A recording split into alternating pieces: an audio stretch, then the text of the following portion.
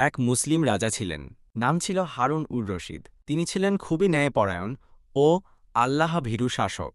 তার শাসনকালে প্রজারা সুখে শান্তিতে বাস করত। একদিন এক বৃদ্ধ লোক রাজপ্রাসাদের দরবারে এসে বলল, এ খলিফা, আপনার সৈন্যরা ভুলবশত আমার জমি দখল করে নিয়েছে। আমি বারবার বলার পরেও কেউ শোনেনি। রাজা বললেন, তুমি চিন্তা করো না, আল্লাহর কাছে আমি দায়বদ্ধ। আমি যদি তোমার প্রতি অন্যায় করি, তবে কিয়ামতের দিনে আমি কি জবাব দেব?